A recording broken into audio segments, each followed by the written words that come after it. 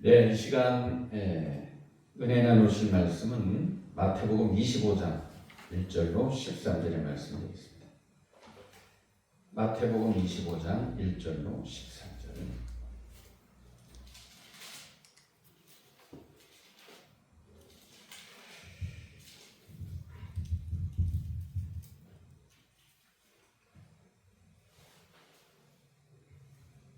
마태복음 25장 1절로 13절. 내용이 좀 길어서 같이 한번 읽어보시겠습니다. 교독할까요? 그때에 천국은 마치 등을 들고 신랑을 맞으러 나간 열 처녀와 같다 하리니 그 중에 다섯은 미련하고 다섯은 슬기 있는 자라. 미련한 자들은 등을 가지되 기름을 가지지 아니하고 슬기 있는 자들은 그릇에 기름을 담아 등과 함께 가져갔더니 신랑이 더디움으로 다 졸며 잘세 밤중에 소리가 나되 오라 신랑이를 맞으러 나오라. 이에 그 처녀들이 다 일어나 등을 준비할세 미련한 자들이 슬기 있는 자들에게 이르되 우리 등불이 꺼졌으니 너희 기름을 좀 나눠달라 하거늘 슬기 있는 자들이 대답하여 이르되 우리와 너희가 쓰기에 다 부족할까 하노니 차라리 파는 자들에게 가서 너희 쓸 것을 사랑하니 그들이 사러 간 사이에 신랑이 오므로 준비하였던 자들은 함께 혼인잔치에 들어가고 문은 닫힌지라. 그 후에 남은 처녀들이 와서 이르되 주여 주여 우리에게 열어 주소서 하여 이르되 진실로 너희에게 이르노니 너가 너희를 알지 못하노라 했느니라. 그런즉 깨어있으라 너희는 그날과 그 때를 알지 못하느니라. 아멘. 마태복음 25장은 1절로 13절 또 14절로 30절 또 31절로 46절까지를 통해서 세 가지의 내용을 우리에게 말씀해 주고 있습니다. 지금 우리가 같이 방독한 1절로 13절은 열처녀의 비유에 대해서 말씀하고 있죠. 그 다음에 14절로 30절까지는 달란트의 비유, 금달란트의 비유, 또 31절 이하 46절까지는 양과 염소에 대한 비유로 보통 널리 알려지고 있습니다. 마태복음 25장의 이 말씀은 다른 분이 아니라 우리 구주 예수 그리스도께서 직접 하신 말씀이죠. 사복음서에 많은 말씀은 예수님의 행적도 있고 또 기적 이적도 많이 있고 여러 가지 역사적인 일이 많이 있습니다. 이 마태복음 25장의 그 첫 절에 그때에라고 했죠. 그때가 언제냐 이걸 생각해 볼 필요가 있죠. 이 마태복음 25장은 사실상 주 재림 때에 예수님께서 다시 오시는 무렵에 있어질 일이니 하나의 예언 아니겠습니까? 그러면 이 마태복음 25장의 그때라는 것은 사실 마태복음 24장과 연결되는 거예요. 그래서 흐름상 보면 마태복음 23장은 2000년 전 당시에 역사적인 일로 있어진 일이라는 것을 우리가 읽어봐도 충분히 알 수 있는 것이고 마태복음 24장과 25장은 장례사에 관한 거예요. 왜 그런가 하니 예수님께서 감람사리에 앉으셨을 때에 제자들이 종룡이 와서 여쭈는 일이 있었습니다. 마태복음 24장 3절에 주의 임하심과 세상 끝에는 무슨 징조가 있사오리까? 라는 제자들의 질문이 있었지 않습니까? 그 질문이 왜 생겨났느냐 하면은 성전이 돌 하나도 돌 위에 남지 않고 다 무너뜨리우리라 라는 그런 충격적인 말씀을 듣고 제자들이 여쭈었던 거거든요. 그래서 사실상 마태복음 24장은 다 주의 임하심과 세상 끝에 되어질 일을 예수님께서 조목조목 알려주신 것입니다. 그러면 마태복음 24장이 사실상 그걸로 끝나는 게 아니고 25장과 연결되는 거거든요.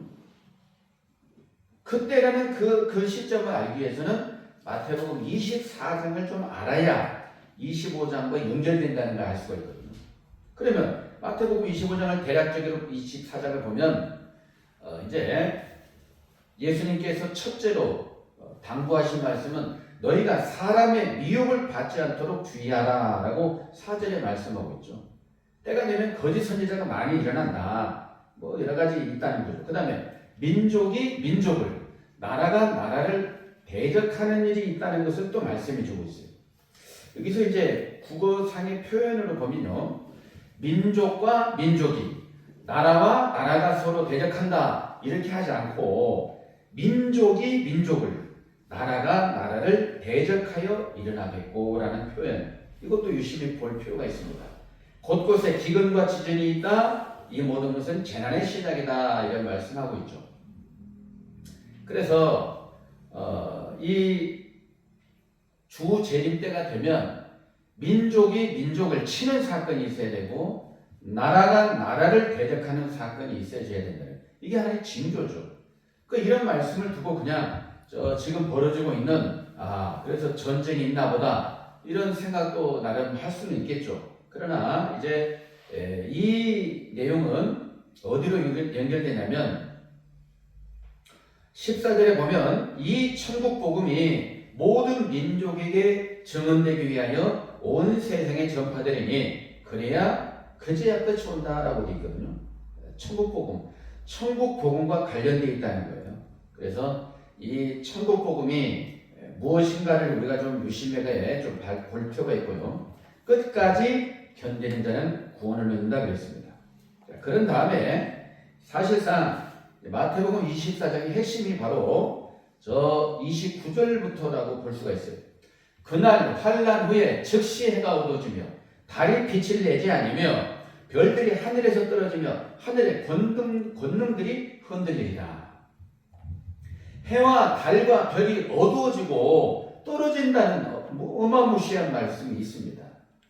이런 것을 우리가 그냥 간단하게 자연계의 천체이변이다 이런 생각을 나름대로 할 수가 있겠죠. 그러나 이 마태복음 24장의 이 말씀뿐만 아니라 구약 성서의 요엘서도 보면 해가 어두워지고 달이 핏빛같이 변하고 이런 말씀이 있거든요.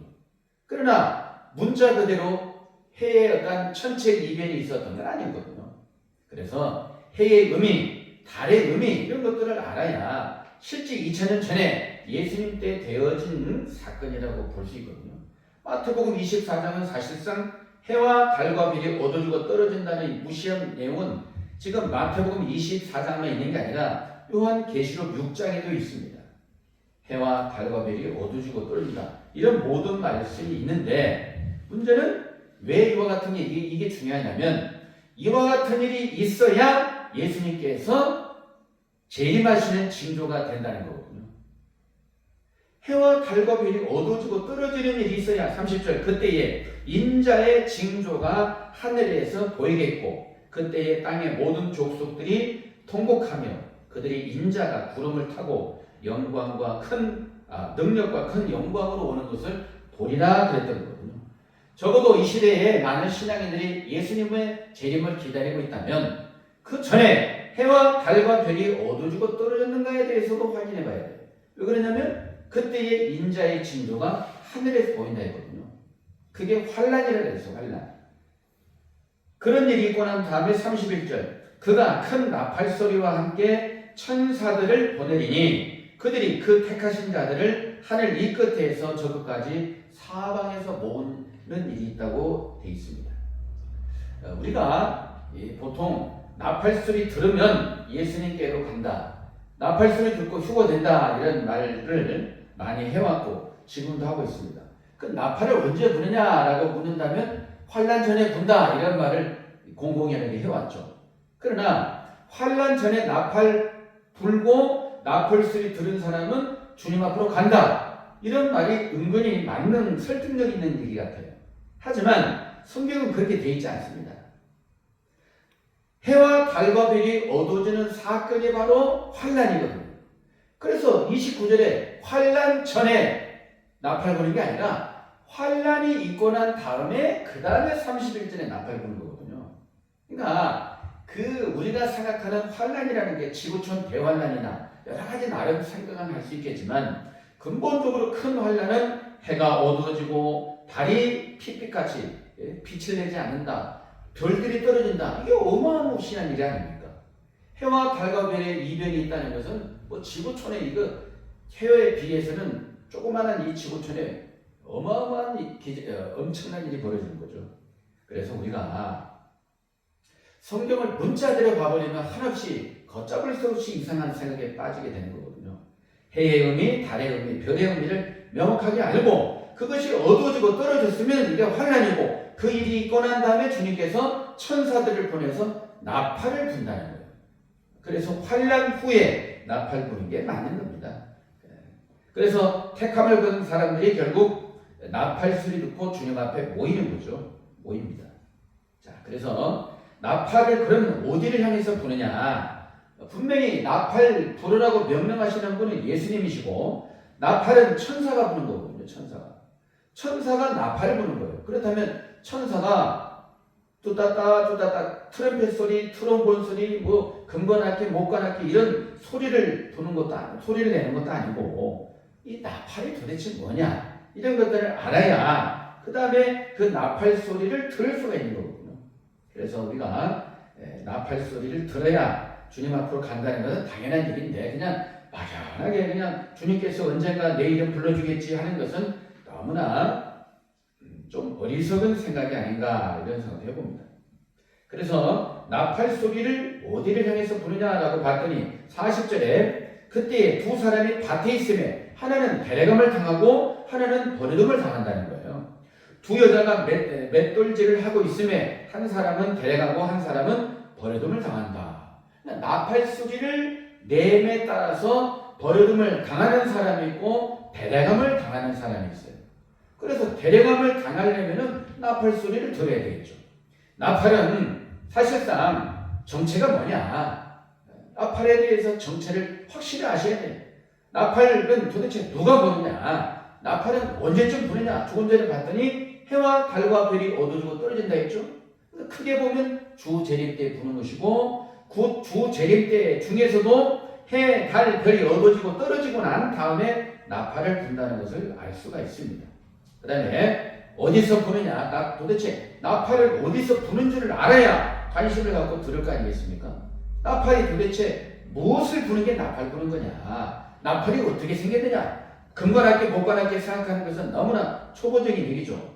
저 나팔에 대한 말씀이 나왔기 때문에 말씀드리면 저 민수기 10장에 보시게 되면 하나님은 모세 선지자에게 금나팔, 은나팔을 만들어서 부르라고 했어요. 언제 부르냐? 회중을 소집할 때, 또 진지를 이동할 때. 나팔의 소리에 따라서 이제 그 신호를 보낸 거죠. 그러니까 나팔 소리를 들은 이제 많은 사람들이, 그 무리들이 소리에 따라서 움직이는 거예요. 회중을 모을 때 주로 나팔 소리를 낸 거예요.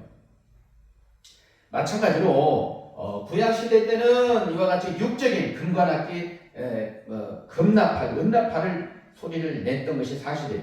그렇다고 해서 오늘날도 주님께서 천사들을 향해서 금나팔, 은나팔 소리를 내는 건 아니라는 얘기죠. 오늘날은 영적인 시대 아니겠습니까? 구약에는 육적인 시대, 오늘날은 영적인 시대. 영적인 나팔 소리를 들어야 된다. 나팔 소리. 그래서 막연하게 그냥 귀에 들리는 소리 이런 간증도 들어봤습니다. 막 기도 40일 동안 하고 막 나팔 소리 막 어마어마하게 들었대. 막 얼마나 크게 들었는지 막 이 귀에 고막이 터져버렸대. 그러면 문자 그대로라면 나팔 소리 들은 사람은 휴거돼야 될 거 아니에요. 근데 휴거되기는커녕 병원에 입원했다는 거죠. 병원이 그러면 뭐 공중이냐 이거죠. 공중에 나팔 소리면 공중에 간다고 하는데 그건 이제 좀 거리가 먼다는 얘기죠. 그래서 성경에는 분명한 나팔이 있는 것이고 나팔 소리가 있고 또 나팔을 이제 불 때에 도대체 몇 개나 가지고 나팔을 부르냐 이런 것도 관심을 가질 필요가 있죠. 그래서 이 나팔이라는 것이 막연한 게 아니고 우리 신앙인이라면 이거 알지 않으면 안 되지 않습니까? 나팔 누가 부는지, 언제 부는지, 어디서 부는지, 무엇을 부는지, 나팔이 뭔지, 나팔은 왜 부는지, 또 나팔은 몇 개나 있는가. 사도 바울은 마지막 나팔이라는 말씀도 있거든요.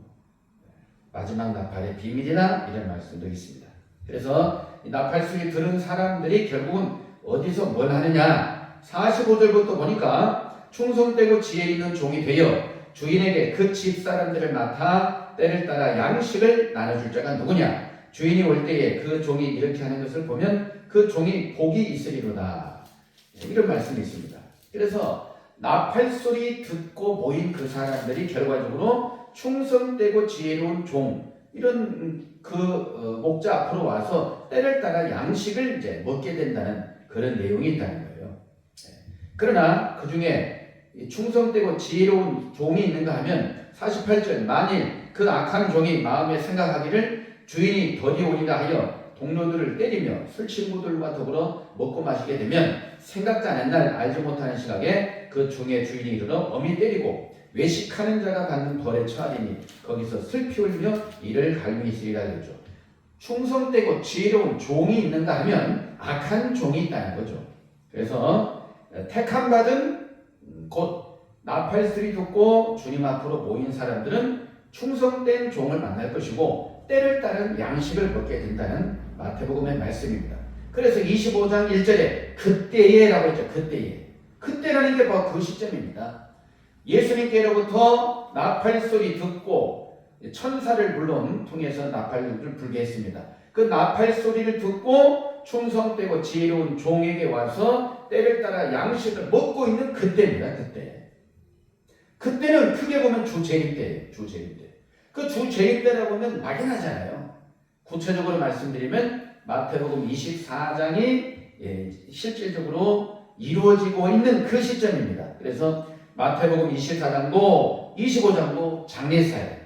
오늘날 되어질 예언 중에 예언입니다. 그래서 그때에 천국은 마치 등을 들고 신랑을 맞으러 나간 열처녀와 같다. 이건 세상에 다하는 열처녀예요.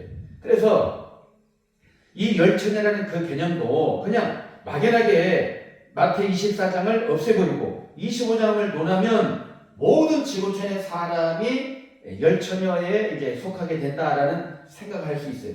하지만 크게 보면은 열처녀가 슬기로운 처녀와 미련한 처녀 반반으로 구분되어 있잖아요. 그러면 이 대상이 누구냐라는 것을 좀 깨달아 봐야 되고, 예수 믿으면 슬기로운 처녀, 안 믿는 사람은 미련한 처녀, 이렇게 나눠버리는 것은 너무나 성경에 어긋난 소리거든요. 그래서 조금 더 구체적으로 말씀드리면 예수님께서 천사를 명해가지고 나팔소리를 내는 거 아니겠습니까? 나팔소리를 듣고 모여온 그 사람들 중에 사실상은 이렇게 슬기로운 처녀와 미련한 처녀가 나눠진다 해도 과언이 아니야. 초점을 정확히 잡을 필요가 있어요. 그래서 두리뭉실하게 많은 사람들 중에 우리 신앙인들이 나눠진다 이런 것도 말할 수는 있겠지만, 성경이라는 것은 정확해야 되거든요. 진리라는 것은 일리보다 훨씬 나은 거예요. 들어봐서 일리가 있다 이건 소용없는 것이고 진리가 해야 된다는 거죠. 그래서 이 슬기로운 처녀가 되고픈 마음은 한결같은 마음일 거예요. 신앙인 치고 자기가 슬기로운 처녀가 되고 싶지 미련한 처녀가 되고 싶은 사람이 어디 있겠습니까? 그렇잖아요. 다 슬기로운 처녀가 되고 싶어요. 문제는 주님을 맞이할 슬기로운 처녀가 그냥 마음에 소망만 품고 있다고 해서 되는 것이냐, 그렇지는 않다는 거죠. 정확하게 예수님은 이미 슬기로운 처녀가 어떤 행동을 했고 미련한 처녀는 또 어떠한 일을 했는가를 명확하게 말씀하고 있어요. 이것은 우리가 거부를 하든 거부를 하지 않든 이대로 이루어집니다. 이대로 이루어질 거예요. 문제는 내가 슬기로운 처녀의 반열에 설 것이냐 미련한 자의 반열에 설 것이냐, 이것은 내가 이제 해야 될 의무입니다. 예수 믿었으니까 저절로 슬기로운 처녀가 된다 이런 생각도 할 수는 있겠지만 그것은 조금 막연한 생각이고 아니라는 생각이에요. 예수 믿어도 어느 정도로 제대로 믿어야 예수 믿는 것이냐. 나는 예수님 열심히 믿었다는데 주님께서 나를 보실 때는 얼마나 점수를 주실 것인가, 이런 것도 생각해 볼 필요가 있잖아요. 그래서 슬기로운 처녀와 미련한 처녀는 이론적으로 한번 생각해 보자는 거예요. 이론적으로 슬기로운 처녀와 미련한 처녀 두 가지 딱 구분되는데, 첫째, 이분들의 특징은 등과 기름을 준비했느냐 안 했느냐가 판가름 납니다. 슬기로운 처녀는 먼저 미련한 처녀 언급을 했죠. 미련한 처녀는 등은 준비했지만 기름을 준비하지 않았다 이런 말씀이 있고 슬기로운 처녀는 그릇에 기름을 담아 등과 함께 가져갔다니 그랬죠. 목적은 왜 등과 기름을 준비해야 되느냐? 신랑을 맞이하기 위해서 그런 거예요. 맞이하기 위해서. 이 결혼식의 풍습은 이스라엘 나라의 풍습과도 같다고 하는 것이고 우리나라의 풍습과 이 이스라엘의 풍습이 30가지가 같다 이런 말씀도 합니다. 그 중에 결혼식도 마찬가지 맥락인데요. 그래서 마태복음 25장의 이 내용은 이스라엘 그 나라는 지금도 그런지 모르겠지만 저녁에 결혼한다는 거예요. 저녁에. 그래서 신부가 자기 친구들과 함께 준비를 하고 있다가 신랑을 맞이하려고 준비를 한다는 거죠. 맞이하려고. 그래서 신랑이 언제 올지는 몰라요. 그래서 사실 신부 옆에는 친구들 들러리가 있는 거거든요. 들러리가 있는 가운데 신랑이 뭐 약속대로 올 수가 있고 늦게 올 수가 있어요. 그래서 늦게 오게 되면 사실상 다 피곤해서 졸겠죠. 뭐. 그러다가 신랑을 맞이한 사람만 결혼식 들어간다 이런 말씀이 있거든요. 그래서 이 성경에도 보면 이와 같이 신랑이 덕이 온다는 거예요. 그래서 다 졸아버리는 거예요. 처음에는 다 의기양양하게 막 소망을 가지고 신랑을 맞이하려고 애를 썼겠죠. 근데 시간이 지나가니까 다 졸아요. 그래서 다 졸면 잘새 이제 밤중에 이제 갑자기 신랑이로다 맞으러 나오라. 예상치 못한 시각에 와버리니까 뭐 허겁지겁 뭐 정신없죠. 그래서 미련한 자들이 딱 보니까 기름이 떨어졌어요. 미련한 자들도 사실은 등과 함께 기름을 준비 안 한 건 아니에요. 했는데 신랑이 워낙 더디 오다 보니까 기름이 떨어져 버린 거예요.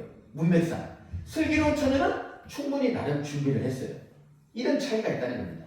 그러면 여기서 우리가 생각할 것은 적어도 미련한 자와 슬기로운 자를 논한다고 할 때에 적어도 등과 기름의 의미는 알았으니까 준비했겠어요? 몰랐으니까 준비했겠어요? 당연히 알았으니까 준비했겠죠. 등의 의미, 기름의 의미를 명확하게 알았으니까 준비했겠죠. 근데 안타까운 것은 신랑이 왔을 때 이제 준비를 해야 되는데요. 등과 기름이 없으면 맞이 못하니까. 그래서 보니까 대책이 뭐냐면 어떤 말씀이냐면 미련한 자들이 슬기로운 자들 기름을 좀 나눠달라 하니까 야 우리가 쓸 것도 없는데 네 줄 게 어디가 있냐 해가지고 차라리 가서 파는 자들에게 가서 사라 그런 거예요. 파는 자. 뭘 파는 자예요? 기름 파는 자입니다. 기름을 파는 자에게 가서 사라. 그래서 미련한 자들은 허겁지겁 이제 사러 갔죠. 근데 사러 가는 동안에 신랑이 이제 완전히 임해버리니까 준비해가지고 문 열어달라고 하니까 열어달라고 하니까 신랑은 그들을 외면했습니다. 그래서 너희는 그날과 그 시를 알지 못한다. 이게 결론이에요. 주님께서 완전히 임하시는 그때와 그 시는 알 수가 없다. 이게 결론이거든요. 그래서 등과 기름 충분히 준비하고 깨어있으라. 이게 결론입니다. 그러면 여기서 이론적인 건 그런 것이고 신랑이 누구냐? 신랑은 하나님의 아들 예수님 아니겠습니까? 예수님을 맞이하고자 해서 신앙하는 많은 사람들 중에 크게 반반으로 구분되어 있죠. 슬기로운 처녀와 미련한 처녀. 미련한 처녀와 슬기로운 처녀로 구분되어 있는데 자기 나름이에요. 제가 이런 말 가끔 하는데요. 산토끼의 반대말 하면 끼토산. 산토끼의 반대말 집토끼. 산토끼의 반대말 바다토끼. 산토끼의 반대말 죽은 토끼. 이렇게 말을 할 수가 있어요. 다 의미가 있지 않습니까? 산토끼의 반대니까. 그러나 산토끼의 반대말의 정점이라고 하게 되면 산토끼 반대말하면 알카리 토끼라는 말이 있어요. 알카리. 삼성과 알카리성입니까? 예, 그렇게까지 다양하게 표현할 수 있다는 거죠. 그러니까 성경 한 구를 가지고 나름 누구는 끼토산, 누구는 죽은 토끼, 누구는 산토끼, 누구는 바다토끼 이런 식으로 표현할 수가 있는데 최고의 정점에 가르침이 줘야 진리가 아니겠는가 이런 생각을 해봅니다. 그래서 기왕이면 자기 생각의 성경의 가르침보다는 예수님께서 하나님께서 본래 말씀에 주고자 했던 그 수준으로 전해야 진짜 진리가 아니겠는가 이런 말씀해 봅니다. 그래서 등과 함께 기름을 이제 준비를 해야 되는데 둘 다 미련한 처지나 할지라도 알았으니까 준비했겠죠. 미련한 자들도 등과 기름, 또 한 가지는 등과 기름이 자기 스스로 만들어 온 게 아니라 저 기름을 사야 된다는 거죠. 자기 스스로 기름을 만드는 게 아니라 기름 파는 자에게 가서 사야 된다는 거예요. 그러면 기름 파는 자가 도대체 뭔지 이런 것들에 대해서도 이제 성경은 막연한 건 없다는 거죠. 그래서 이와 같이 한번 생각해 보면요, 우리도 슬기로운 처녀가 되기 위해서는 등과 기름은 준비해야 될 거 아니겠습니까? 그 등이 뭐냐라고 했을 때 등, 성경은 정확한 답을 제시하고 있습니다. 등은 시편 119편 105절에 세상에 다하는 선고예요. 주의 말씀은 내 발의 등이요 내 길의 빛이다 했습니다. 주의 말씀이 바로 등이 되는 거예요. 등. 주의 말씀. 그게 아니고 이제 우리가 생각할 때 성경이 이제 등이다 이런 생각하게 되는데 주의 성경이 등이다 하지 않았어요. 주의 말씀이 등입니다. 성경은 거룩한 글입니다. 나름대로 예수님 믿지 않아도 글귀는 누구나 읽을 수가 있어요. 그러나 이 말씀이라는 것은 그 글 속에 들어있는 뜻이란 말이에요. 뜻, 정확한 의미를 알아야 등을 준비했다고 볼 수 있어요. 그래서 주의 말씀, 한 말씀 한 말씀을 명확하게 하는 게 그토록 중요하다는 거죠. 그리고 이 주의 말씀이 등이라고 했고 130절의 말씀 보시면 주의 말씀을 열무로 우둔한 자에게 비치어 깨닫게 한다 이런 말씀이거든요. 주의 말씀을 읽는다고 다 아는 게 아니죠. 이게 결코 쉬운 건 아닙니다. 66권의 분량이 적은 분량도 아니고 이 모든 한 말씀이 연결되고 되고 은혜가 되고 감동이 되고 깨달음이 된다는 게 쉬운 게 아니죠. 주의 말씀을 연다는 것은 주의 말씀을 해석함으로 하나님께서 하나님의 은혜로 주의 말씀이 해석됨으로 해서 어리석은 자가 우둔한 자가 깨닫게 된다. 해석해주는 말씀, 참된 가르침의 말씀을 접했을 때 밝아지는 거거든요. 네, 그렇습니다. 그래서 주의 말씀이 등이라는 것은 누구나 다 알 수 있고 그 중에서도 해석된 말씀이라야 값어치 있고요. 그 주의 말씀이 여러 가지가 있지 않습니까? 모세오경도 있고 역사서, 시가서도 있고 여러 가지 말씀이 있어요. 그러면 어떤 말씀이라야 등이라고 할 수 있느냐? 좀 초점을 잡아볼 필요가 있어요. 교훈서, 잠언서라든지 시가서, 시편도 많이 있고 하지만 진정으로 등이라고 할 수 있는 것은 바로 베드로 사도를 통해서 우리에게 답을 좀 주시고 있습니다. 한마디로 주의 말씀, 곧 등을 준비했다가 할 정도가 되면 뭐냐면 예언서입니다. 예언서를 알아야 등을 준비했다고 볼 수 있어요. 베드로후서 1장 19절의 말씀 잠깐 읽어보시면요. 또 우리에게는 더 확실한 예언이 있어 어두운 데를 비추는 등불과 같으니 날이 새어 샛별이 너희 마음에 떠오르기까지 너희가 이것을 주의하는 것이 옳으니라 그랬거든요. 예수님 이후로 빛 대신 예수님께서 이 땅에 오셨을 때는 낮입니다. 왜 그냥 빛이 있을 동안 낮이니까. 하지만 예수님 이전의 상태는 사실상 어둠이에요. 어둠입니다. 밤이죠. 그 빛 대신 예수님이 그러면 계속 계신 건 아니지 않습니까? 3년 반 공생애 하시고 하나님도 떠나시고 예수님도 떠나셨어요. 그럼 내가 세상의 빛이지만 내가 가면 이 땅에 밤이 온다 했거든요. 밤이기 때문에 등불을 준비하는 거예요. 사실 밤, 무지의 밤, 알 수 없는 밤. 그래서 그나마 예언서가 있기 때문에 다시 오신다는 신라 같은 그 한 줄기 등불의 말씀을 의지해서 주님을 맞이하려고 하는 것입니다. 그래서 이 예수님을 사실상 영접하기 위해서는 예언서를 아셔야 돼요. 예언서를 모르면 어둠에 속한 사람이고 교훈서 제 아무리 통달해도 그것은 교훈은 교훈이에요. 2000년 전의 유대인은 왜 예수님을 맞이하지 못했느냐? 그들이 율법을 안 지켰겠습니까? 없는 율법도 지어서 다 지켰거든요. 그 이유는 뭐냐? 예언서를 몰랐다고 성경은 되어 있어요. 예언서를 몰랐기 때문에 예수님을 정죄했다고 되어 있거든요.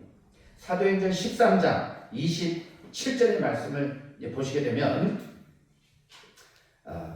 왜냐하면 오늘날도 같은 맥락이라 좀 말씀을 잠깐 드려보는 것입니다. 사도행전 13장 27절에 보시게 되면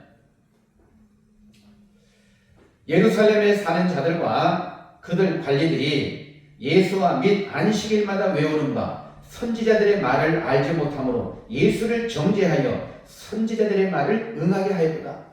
안식일마다 외웠어요. 그렇지만 선지자들의 말을 알지 못했다. 선지자는 먼저 알고 기록한 이사야 선지자, 이 말라기 선지자, 선지자들의 말을 알지 못했다는 것. 외우는 게 능사가 아니라 정독, 다독, 정독해도 속독을 해도 뜻을 알지 못하면 망하는 거거든요. 오늘날 우리가 예수님 영접하고 다시 오실 예수님 기다리고 있어요. 하지만 주일날 얼마나 많은 분들이 성경을 상고하고 설교를 듣고 교육을 듣고 얼마나 은혜 받고 감동을 받습니까? 하지만 이 예언서, 사복음서에도 예언이 있고요. 특히 우리 앞에 있는 예언서는 요한계시록이 대표적으로 있는 거예요. 요한계시록이 바로 오늘날의 등이라 해도 틀린 말이 아닐 거예요. 적어도 이 시대 신앙인들이 예언서를 몰라버리면 예수님 영접하기가 힘들어요. 왜 그러냐면 등불이 켜지지 않았으니까. 예언서를 모르고 내가 예수 믿었으니까 주님 앞에 나가선다. 이건 아주 위험한 발상이거든요. 그래서 우리가 등과 기름을 머릿속으로 준비하는 게 아니라 등의 의미, 기름의 의미, 기름 파는 자의 의미가 도대체 뭐냐? 큰 관심을 가지고 이 말씀의 실체가 되기 위해서 우리가 노력하지 않으면 안 된다는 거죠. 그래서 그럼 기름이 뭐냐? 기름. 등과 기름을 논한다는 게 결코 쉬운 것도 아니고 시간 관계상 못 넘기게 하겠습니다. 네, 아무쪼록 우리가 등을 우습게 보면 안 되고요. 기름을 뭐 예수 믿으면 되겠지 이런 막연한 생각은 유치원 수준이에요. 유치원 수준. 유치원 수준이 어떻게 신랑을 만납니까? 말씀을 깨닫고 성장을 해야 신랑이 만날 거 아니겠습니까? 아니 신랑을 만난다는 자체가 결혼하는 것인데 결혼에 애들이 결혼해요? 말하는 것 생각하는 깨닫는 것이 무슨 이런 유치원의 수준이 무슨 결혼해 못합니다. 못함에도 불구하고 한다고 간주하는 그 자체가 주님 보실 때는 죄가 되는 거거든요. 의미 없는 신앙보다는 의미가 있는 알찬 신앙을 해서 모두가 다 신랑 되신 예수님을 맞이하시길 주님의 이름으로 축원드리겠습니다. 아멘. 네, 기도하시겠습니다. 사랑해 주님 감사합니다. 이와 같이 허락하신 마태복음 25장의 말씀 귀한 말씀 은혜 주시오니 감사드립니다. 저희들 모두가 다 슬기로운 처녀가 되어 주님 만나기를 소원합니다. 등과 기름을 충분히 준비하고 깨어있는 신앙이 되게 하여 주시옵소서. 자기 만족에 취할 것이 아니라 성경에서 우리에게 무엇을 말씀하시는지 예수님께서 우리에게 진정으로 무엇을 이 시대에 바라고 원하시는지를 명확히 깨달아서 꼭 필요하는 이 시대의 믿음의 사람이 될 수 있도록 인도하여 주시옵소서. 몸의 교회가 더욱더 부흥 발전을 누리게 하시고 이곳에 많은 심령들 구원받을 수 있도록 귀한 방주 역할을 해낼 수 있도록 도와 주시옵소서. 담임 목사님과 더불어 모든 권속들 하나가 되어서 하나님께 큰 영광을 내드릴 수 있는 복된 이 시대에 참된 교회가 될 수 있도록 은총을 베풀어 주시옵소서. 모든 감사와 존귀와 영광을 주님 앞에 돌리오며 거룩하신 예수 그리스도 이름으로 기도드리옵나이다. 아멘.